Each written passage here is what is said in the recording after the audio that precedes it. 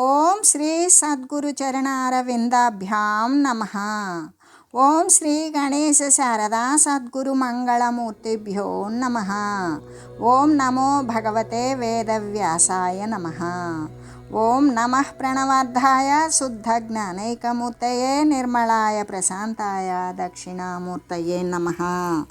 ఓం ఈశ్వరో గురురాత్మేతి మూర్తిభేద విభాగినే వ్యోమవద్వ్యాప్తదేహాయ దక్షిణామూర్తయే నమః. శ్రీ గురుగీత తృతీయోధ్యాయము. అయితే ఈ సద్గురుదేవుడు ఎటువంటి వాడు అంటే నిత్యమైన వాడు, సత్యమైనవాడు, సత్యస్వరూపుడు, శాశ్వత రూపుడు. అంతేకాదు తాను ప్రకాశిస్తూ సర్వాన్ని ప్రకాశింపజేయగలిగినటువంటి వాడు కాబట్టి అజ్ఞానాన్ని తొలగించేటువంటి జ్ఞానమయ స్వరూపుడు కాబట్టి ఆయన ఎల్లప్పుడూ కూడా స్తుతింపదగినటువంటి వాడే. అయితే సర్వదా అంటే ఎల్లవేళలా కూడా ఎప్పుడూ కూడా క్రొత్త విషయాలతో కూడుకున్నటువంటి వాడు. ఆ క్రొత్త విషయం ఏమిటి అంటే ఈ యొక్క శరీరాలను నశింపజేసి అంటే శరీరాలను రాకుండా ఆపుచేసి శాశ్వతమైన పదాన్ని పొందింపగలిగజేసేటువంటి వాడు. అందుకే ఎల్లవేళలా కూడా జ్ఞానముతో కూడి ఉన్నటువంటి వాడు. అటువంటి మంగళ స్వరూపి అయినటువంటి వాడు విష్ణువు శివస్వరూపుడు, విష్ణు స్వరూపుడు, బ్రహ్మస్వరూపుడు అయ్యి పరలోకాల కంటే కూడా ఇంకా వాటికంటే కూడా ఏది వైకుంఠ సత్యలోక కైలాస అమరలోకాలు వీటన్నింటికంటే కూడా పరలోకములో ఉన్నటువంటి పరుడైనటువంటి వాడు, వాటి అన్నింటికంటే కూడా ఆవల ఉన్నటువంటి వాడు. అంతేకాదు పరిశుద్ధమైనటువంటి వాడు, అంతర్బహిర్వ్యాపకంగా స్వచ్ఛముగా శుభ్రతగా ఉన్నటువంటి కేవలము జ్ఞానము మాత్రమే ఆయన స్వరూపి అయినటువంటి జ్ఞానైక రూపి అయి ఉన్నప్పుడు మాయ అనేటువంటిది, అవిద్య అనేటువంటిది నశించిపోతుంది.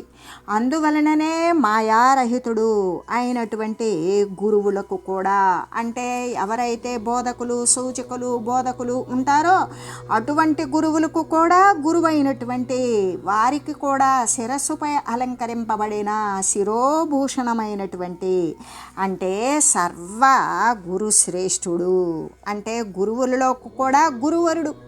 గురువులందరికంటే కూడా జ్ఞానైక బోధను చేయగలిగినటువంటి గురు స్వరూపము, అనంత స్వరూపము, అఖండ స్వరూపము కలిగినటువంటి ఆ గురుదేవుని కొరకు నిత్యము కూడా నా యొక్క నమస్కారము అవుతుంది అని పరమేశ్వరుడు పార్వతీమాతతో తెలియజేస్తూ, అందుకే నేను నిత్యము కూడా నమస్కరిస్తూ ఉన్నాను అని చెబుతూ, అంతేకాదు ఆయన ఎటువంటి వాడు అంటే శివుడే శ్రీ సద్గురుమూర్తిని ఈ విధంగా స్తుతిస్తూ ఉన్నాడు. ఏమని?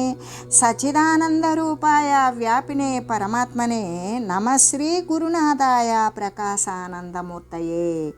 ఏమని స్మరిస్తున్నాడు, ఏమని స్తోత్రం చేస్తూ ఉన్నాడు అంటే సచ్చిదానంద రూపాయ, సత్తు చిత్తు ఆనంద స్వరూపమైనటువంటి ఓ సచ్చిదానంద స్వరూపుడు, ఓ స్వరూపాయ అనే అంటూ ఇంకా కూడా సర్వము వ్యాపించి ఉన్నటువంటి వాడు అంటే ఇంకా ఆ యొక్క పరబ్రహ్మ గురు పరబ్రహ్మ తత్వము తప్ప మరొక విషయం లేనే లేదు. మరి ఎంతవరకు వ్యాపించి ఉన్నాడు అంటే సూది మొనమోపను సందు లేకుండా సర్వేక సమస్తం నిండి నిబిడీకృతమైనటువంటి వాడు. ఆయనే అచలుడు, ఆయనే పరిపూర్ణుడు, ఆయనే సర్వవ్యాపుడు, ఆయనే ఏకరసమాత్రుడు, ఆయనే అద్వితీయుడు అయినటువంటి శ్రీ గురు పరబ్రహ్మ తత్వాన్ని గురించి శ్రీ గురువు మాత్రమే బోధించగలడు. ఎందుకు అంటే పరమాత్మ తత్వం అనేటువంటిది సర్వము వ్యాపించి ఉన్నది, ఇంకా దానితో సమానమైనది, దానికంటే రెండవది ఇంకొకటి ఉన్నదా అంటే లేనే లేదు. కాబట్టి సర్వము వ్యాపించి ఉన్నటువంటి ఏ పరమాత్మ అయితే ఉన్నదో ఆ ప్రకాశానంద కృతియు అయినటువంటి అంటే ఆ ప్రకాశాన్ని వెలిగింపచేసి తాను ప్రకాశిస్తూ ఎవరైతే ఆశ్రయిస్తారో వారికి జ్ఞానోపదేశం చేస్తూ సర్వప్రకాశ రూపంలో కూడా సంలీనమయ్యేటట్లు చేయగలిగినటువంటి సమర్థత కేవలం శ్రీ సద్గురుమూర్తికి మాత్రమే ఉన్నది. అటువంటి శ్రీ గురుదేవుని కోసము నేను ఎల్లవేళలా కూడా నమస్కారం చేస్తూ ఉన్నాను. అంతేకాదు వేదాంతంలో చెప్పబడేటువంటి పరమాత్మ యొక్క ముఖ్యమైనటువంటి లక్షణాలు ఏంటి అంటే ఆ పరస్వరూపం, సచిదానంద స్వరూపం, సర్వవ్యాపి స్వరూపం, పరమాత్మ స్వరూపం. వేదాంతాలలో ఏమని చెప్తూ ఉన్నారు అంటే ఆ పరమాత్మ యొక్క ప్రధానమైన లక్షణాలు ఏంటి అంటే సత్తు. సర్వవ్యాపకమైనటువంటి ఏ సత్తు అయితే ఉన్నదో సార వస్తువు అది. చిత్తు, దేని చేత కల్పించబడినటువంటి జగత్తు యావత్తు కూడా ఉత్పన్నమై మళ్ళీ ఆ చిత్తు ద్వారానే లయమైపోతూ ఉన్నాయో అటువంటిది. సర్వము నిండిపోయినటువంటి ఆనంద స్వరూపము అంటే సత్తు, చిత్తు, ఆనందము. అంత మాత్రమే కాదు, సర్వము కూడా వ్యాపకత్వము కలిగి ఉన్నది. కాబట్టి ఇక సత్తు చేత ఏమవుతుంది, సత్యము చేత ఎప్పుడూ కూడా అసత్యము, అవిద్య అనేటువంటిది నిరాకరించబడుతుంది. జ్ఞానం ఉన్నవాడు ఆ జ్ఞానాన్ని దూరీకరించుకున్నట్లుగానే అలాగే చిత్తు చేత ఏమవుతుంది, జడత్వ నిరాకరణము. ఏ చిత్స్వరూపమైతే ఉన్నదో ఆ చిత్స్వరూపం ద్వారా చిత్స్వరూపము అంటే చైతన్య స్వరూపము. ఆ చైతన్య స్వరూపము ద్వారా జడత్వము, కదలనటువంటిది, మందత్వముతో ఉన్నటువంటిది, చలనము లేనటువంటి దానిని ఎల్లప్పుడూ కూడా దానిని వదిలివేస్తుంది, దూరీకరిస్తుంది, నెట్టివేస్తుంది, దానిని ఎల్లప్పుడూ నిరాకరిస్తుంది. కాబట్టి మరి ఆనందము చేత ఏముంటుంది అంటే ఇప్పుడు సత్తు చేత అంటే సత్యము చేత అసత్యం నిరాకరింపబడింది. మరి చిత్ స్వభావము చేత అంటే చైతన్య స్వభావము చేత జడత్వము, మందత్వము నిరాకరింపబడింది. ఆనందము చేత దుఃఖత్వము దూరీకరింపబడుతుంది. అంటే వ్యాపకత్వము చేత ఏమవుతుంది అంటే ఇక ఖండత్వము, పరిచ్ఛిన్నత్వము అనేవి ఉంటాయా? ఉండవు. ఎందుకు అంటే సర్వము తానే అయి ఉన్నప్పుడు అక్కడ సర్వము అపరిచ్ఛిన్నమైనటువంటి స్వరూపము ఆ పరమాత్మయే. కాబట్టి ఇంకక్కడ ముక్కలు కానీ ఖండాలు కానీ పరిచ్ఛిన్నత్వాలు కానీ ఏమైనా ఉంటాయా అంటే ఉండవు. అటువంటి పరిచ్ఛిన్నత్వము అనేటువంటిది దానిని నిరాకరించడమే జరుగుతుంది. అంటే అనృతము, అబద్ధము, అవిద్య, అజ్ఞానము, జడము అంటే చలనము లేనటువంటిది, మరి మందత్వము కలిగినది, దానంతటికి అది స్వతంత్రంగా కదలలేనటువంటిది, ఎల్లవేళలా దుఃఖంతో దుఃఖభూయిష్టమైనటువంటి శారీరకమైనటువంటి రాకపోకలు కలిగి అవస్థల పడుతూ కర్మవాసనని ప్రోధి చేసుకుంటూ మళ్ళీ కూడా శరీరాల పరంపరలు కొని తెచ్చుకోవడానికి హేతువులైనటువంటి ఈ దుఃఖం. ఈ విధంగా అవిద్య, జడము, దుఃఖము, పరిచ్ఛిన్నాత్మకము అంటే ఒక ఖండమైనటువంటి వస్తుతతి. ఇటువంటి అన్నీ కూడా జగత్తు కంటే సత్తు, చిత్తు, ఆనంద వ్యాపక స్వరూపమైనటువంటి బ్రహ్మము ఎప్పటికీ విలక్షణంగానే ఉన్నది. ఇక్కడ జగత్తు అంటే ఏంటి అంటే అంటే జనించుట, గత్ అంటే గతించుట.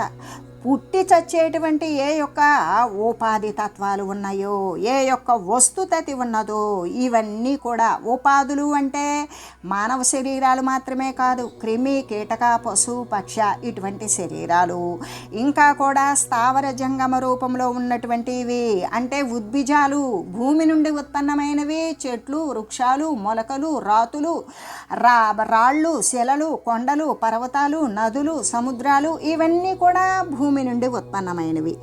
ఈ విధంగా అంటే ఇదంతా కలిస్తేనే కదా జగత్తు. అవి ఒకనాడు ఉంటాయి, మరొకనాడు పోతాయి. కాబట్టి ఈ జగత్తు అంటే జాయతే లీయతే ఇది జగత్తు, వచ్చిపోయేటువంటి స్థితి కలిగేటువంటిది. ఎక్కడా కూడా జగత్ సంబంధమైన వస్తువు స్థిరమైనటువంటిది లేనే లేదు. అంటే ఒకనాడు సముద్రాలు ఉన్న ప్రదేశంలో భవనాలు ఉన్నాయి, ఒకనాడు నదీ ప్రదేశాలలో ఇప్పుడు కొండలు, రాళ్ళు ఉన్నవి, ఒకనాడు భవనాలు ఉన్న ప్రదేశంలో ఇప్పుడు ఎడారి భూములైనవి, ఇప్పుడు ఎడారి భూములుగా ఉన్నవి ఒకనాడు సముద్రాలయ్యి ఉన్నవి. కాబట్టి కాలగర్భంలో అనేక మార్పులు చేర్పులకు కూడా లోనవుతూ ఉండేటువంటి జగత్తు అనేటువంటిది. కాబట్టి ఇది ఎప్పటికీ కూడా పరిచ్ఛిన్నాత్మకమైనటువంటిదే జగత్తు. ఏ విధంగా ఉంటుంది జగత్తు అంటే అవిద్యతో కూడి, అజ్ఞానంతో కూడి ఉంటుంది, మందత్వంతో కూడి ఉంటుంది. దానికంటూ స్వయంకృతమైనటువంటి కదలిక అనేటువంటిది ఉండదు. అది జడమే అయి ఉంటుంది. ఇంకా కూడా దుఃఖభూయిష్టమైనటువంటి విషయాలనే కల్పిస్తూ ఉంటుంది. అంతేకాదు పరిచ్ఛిన్న స్వభావము కలిగి ఉంటుంది అనే చెబుతూ ఇటువంటిదే అయినటువంటి జగత్తు అంటే శరీరాలు ఉన్నాయి. మరి వెష్టిగానే వస్తాయి. ఒకవేళ ఎన్ని సమిష్టులు కలిసినా, అనేక సమిష్టులు కలిసినా కూడా అఖండంతో సమానం కావు. అలాగే స్థావరాలు, జంగమాలు, అంతేకాదు చరరూపులు, అచరరూపులు, ఇటువంటివి రాళ్ళు, నదులు, మరి పక్షులు, సరీసృపాలు, ఇటువంటివి కదిలేటువంటివి, కదలనటువంటివి, సర్వేక సమస్తమైనటువంటి చతుర్విధ ప్రాణులు సైతం కూడా ఏంటది అండజ, ఉద్భిజ, జరాయుజ, మరి స్వేదజ అనేటువంటి 4 రకాలైనటువంటి ప్రాణులు, ఇవన్నీ కూడా వచ్చిపోయేటువంటి స్థితి అంటే ఈ జగత్ సంబంధమైనటువంటి స్థితి తప్ప మరొకటి ఉండదు. అటువంటి ఆ జగత్తు కంటే ఇక్కడ సత్తు ఏం చేస్తుంది అంటే అసత్యాన్ని నెట్టివేస్తుంది. చిత్తు ఏం చేస్తుంది అంటే చిద్వస్తువు ఎప్పుడూ కూడా అంటే చైతన్య వస్తువు ఎప్పుడూ కూడా మందత్వాన్ని దూరీకరించి ఎల్లప్పుడూ చేతనావంతంగానే చేస్తుంది. అంతేకాదు మరి సత్తు చిత్తు అయినప్పుడు ఆనందం ఏం చేస్తుంది? ఎన్నో జన్మల నుండి పరంపరగా వచ్చినటువంటి దుఃఖమయమైనటువంటి ఈ దేహాలతో దుఃఖాన్ని అనుభవించేటువంటి దాన్ని దుఃఖాన్ని దూరీకరించి జ్ఞానాన్ని కలిగించి ఆనందమయ స్వరూపాన్నే చేస్తుంది. అంటే ఆ విధంగా వ్యాపక స్వరూపం ఏం చేస్తుంది అంటే వ్యాపక స్వరూపము పరబ్రహ్మము ఎల్లప్పుడూ కూడా సర్వము వ్యాపించి ఉంటుంది. కాబట్టి భిన్నమైన, చిన్నమైన, పరిచ్ఛిన్నమైన, ఖండమైన వస్తుతని నశింపజేస్తుంది. అంటే అఖండ స్వరూపమైనటువంటి జ్ఞాన తేజోరాశితో విలసిల్లుతూ ఉండేటట్లుగా చేస్తూ ఉంటుంది. అందుకే ఈ యొక్క వ్యాపక స్వరూపమైనటువంటి బ్రహ్మము ఎప్పుడూ కూడా జగత్తు కంటే మరి ఇదంతా కూడా సచ్చిదానంద రూపస్థితిలో ఉండి వ్యాపక స్వరూపము కలిగినటువంటి ఆ బ్రహ్మము ఎల్లప్పుడూ కూడా జగత్తు కంటే విలక్షణంగానే ఉంటుంది. అది ఎప్పుడూ వేరుగానే ఉంటుంది. జగత్తు అనేటువంటిది మృత స్వభావం కలిగినది. ఎలా చచ్చిపోతుంది జగత్తు? ఎప్పుడూ కూడా మా తాత ముత్తాతల నుండి కూడా జగత్తు ఉన్నది.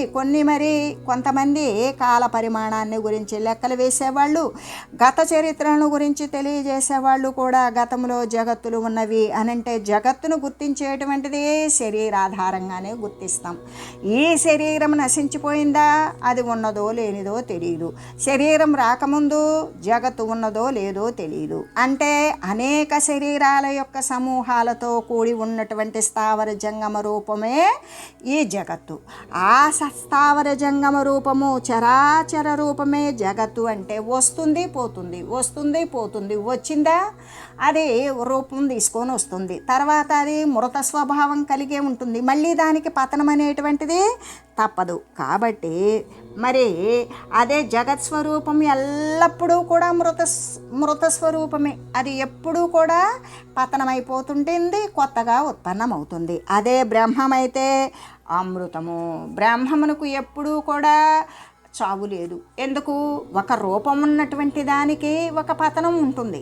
అంతేగాని ఇక్కడ రూపనామక్రియలు అనేటువంటివి లేకుండా అశేషంగా, నిశ్శేషంగా, సర్వేక సమస్తంగా, సర్వవ్యాపకంగా, ఏకవారాశిగా, రెండవది లేనిగా ఉన్నటువంటి ఆ పరబ్రహ్మస్వరూపము సర్వము కూడా నిండిపోయి మరి పరిపూర్ణమై ఉన్నటువంటి ఆ బ్రహ్మము అమృతము. అంటే దానికి అసలుకి చావు లేనిది అని చెబుతూ జగత్తు ఎటువంటిది అంటే తమో రూపము. అంటే అజ్ఞాన స్వరూపమే జగత్తు. కాబట్టి అదే బ్రహ్మమైతే జ్ఞాన రూపము. ఈ బ్రహ్మము అనేటువంటి దాని ద్వారా జగత్తు నశిస్తుంది. అంటే జ్ఞానరూపం ద్వారా తమో రూపం నశిస్తుంది అని చెబుతూ ఈ ప్రకారంగా వేదాంత శాస్త్రాన్ని అనుసరించి బ్రహ్మం యొక్క విశేషణాలు అంటే బ్రహ్మం యొక్క గొప్పతనాలు బ్రహ్మం పరబ్రహ్మం యొక్క మరి సర్వము వ్యాపక స్థితిలో ఉన్నటువంటి మహిమలు ప్రభావాలు వీటిని గురించి ప్రకృతి ధర్మములను నిరాకరించుచున్నవే అయ్యున్నవి అని తెలియాలి మనం. అయితే ఏంటి అంటే అస్థూల మననుమ హ్రస్వం అంటే బ్రహ్మము అనేటువంటిది స్థూలమా, ఎంత పెద్దది, పెద్దదా అంటే స్థూలము కానిది. అది పెద్దదా బ్రహ్మము అంటే పెద్దది కాదు. పోని అణువంతదా, అణువు కూడా కాదు. అంటే చిన్నది కాదు, పెద్దది కాదు. బ్రహ్మం అనేటువంటిది ఎటువంటిది అంటే అది స్థూలమా, పెద్దదా అంటే కాదు. మరి అణువా అంటే కాదు. అది పొట్టిదా అంటే అది కాదు. మరి వెలుగుతూ ఉంటుందా? కాదు. అందుకే మరి అది మలిగిపోతుందా? కాదు. వెలుగుతో ఉంటే అది ఎప్పుడైనా సరే ఆరిపోతుంది. అది వెలుగు కాదు. వెలుగులకు వెలుగు అది. అందుకే వెలుగు కానిది, మలిగిపోనిది, తొలగితే కొనరానిది. అది తొలగిందనుకో సర్వ శరీరాలలో సర్వ చైతన్య స్రవంతి, నిత్య నూతన చైతన్య స్రవంతి ఎల్లవేళలా జాలువారుతూనే ఉంది. సర్వేక సమస్తము సర్వవ్యాపకమై అటువంటిది తొలగిందా మళ్ళీ కనబడదు. కాబట్టి అది ఎటువంటిది అంటే గురు పరబ్రహ్మస్వరూపము అనేటువంటిది నిషేధ లక్షణాలతో ప్రకృతి వ్యక్తమై స్థూలమై ఉన్నది. అది ప్రకృతితో ఉండేటువంటిది. అంతేకాదు నిషేధమైనటువంటి లక్షణాలు కలిగి ఉంటుంది. కలిగి ఉండి ప్రకృతిలో వ్యక్తమవుతుంది. అది ప్రకృతిలో వ్యక్తమయ్యేటప్పటికీ అది స్థూలమై ఉన్నట్లుగా ఉంటుంది. మరి ప్రకృతిలో వ్యక్తం కానప్పుడు అతి సూక్ష్మంగా అణువులలో మరి ఇంకా కూడా చిన్నదైనటువంటి పరమాణువు కంటే కూడా తక్కువలో ఉంటుంది. అంటే అది పొట్టిది కాదు, పొడవుది కాదు, వెలుగు కాదు, అది మలిగిపోదు. కాబట్టి ఇక్కడ దీర్ఘమైనది, హ్రస్వమైనది, ఇంత పొడవైనది, ఇంత పొట్టి అయినది అని చెప్పవలసి వస్తే స్థూలంగా దీర్ఘమైనది అని చెప్తాం.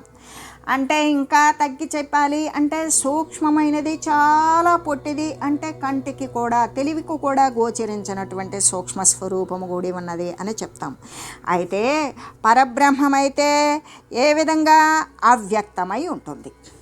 ఎటువంటి అవ్యక్తము అంటే అది కేవలం అనుభవ సిద్ధికి మాత్రమే అందుతుంది. కానీ పరబ్రహ్మతత్వం అది వ్యక్తం చేయడానికి సాధ్యము కానటువంటి మనోవాగ అతీతమైనటువంటిది. అంటే మనసుకి అందదు, వాకుకు అందదు, అగోచరమైనటువంటి స్థితి పరబ్రహ్మస్థితి. కాబట్టి అది ఎంత శూన్యమో అంటే మహాసూక్ష్మమై ఉంటుంది. అదే ప్రకృతి అయితే ఏమై ఉంటుంది? ప్రకృతిని వ్యక్తం చేయొచ్చు, స్థూలమై ఉంటుంది, చిన్నదయ్యి ఉంటుంది. అదే పరమాత్మ అయితే అవ్యక్తమై ఉంటుంది. దానిని గురించి ఇలా ఉంటుంది, ఇంత ఉంటుంది అని చెప్పడానికి సాధ్యం కాదు. మహాసూక్ష్మమై ఉంటుంది. మహాసూక్ష్మము అంటే గగనం, ఆకాశం, గగనం, శూన్యం. ఏ విధంగా ఇక్కడ గగనము అన్నప్పుడు శూన్యమని, ఆకాశమని కూడా మళ్ళీ కూడా తెలియజేసుకున్నాం. అయితే ఇక్కడ గగనము కంటే కూడా మహాసూక్ష్మమే అంటే అసలు ఆకాశము అంటేనే మనకు కంటికి కనబడనది. దానిని ఉపయోగించుకొని ఖాళీలోనే తిరుగుతూ ఉన్నాం. కానీ ఖాళీని కంటితో చూడసక్యమా, చేతితో స్పర్శించసక్యమా? మరి ఏ విధంగా అంటే ఏమీ తెలియదు. కేవలం అది అనుభవ సిద్ధికి మాత్రమే అందుతుంది. అంటే ఆకాశం అనేటువంటిది మహా అవకాశం. అందుకే మిగిలిన 4 భూతాలైనటువంటి వాయువు, అగ్ని, జల, పృథ్వులకు కూడా అవకాశాన్ని ఇస్తుంది. అటువంటిది శూన్యం ఎలా అవుతుంది? శూన్యము అంటే ఏమీ ఇవ్వనిది, ఏమీ లేనిది. ఇది శూన్యమా? కాదు. కంటికి, మనసుకి, సంకల్పానికి గోచరము కానిది. అంటే అది ఉన్నది. ఎలా ఉన్నది? సర్వవ్యాపకమై ఉన్నది. ఎక్కడ ఉన్నది? సర్వే సర్వత్రా ఉన్నది. ఎప్పుడు ఉన్నది? దేశకాలమాన క్రియలకు అన్నింటికి అతీతమై వర్తిల్లుతూనే ఉన్నది. ఎల్లవేళలా ఉండేటువంటిదే ఆకాశం. ఆ ఆకాశం అనేటువంటిది ఎలా ఉన్నది? స్థూలమై ఉన్నది. సర్వానికి కూడా ఆధారం, ఆశ్రయమై ఉన్నది. సర్వానికి అంటే కేవలం మిగిలిన 4 భూతాలకు సంబంధించినటువంటి విషయాలతో, అంటే పంచభూతాలు అంటే ఆకాశ, వాయువు, అగ్ని, జల, పృథ్వులు.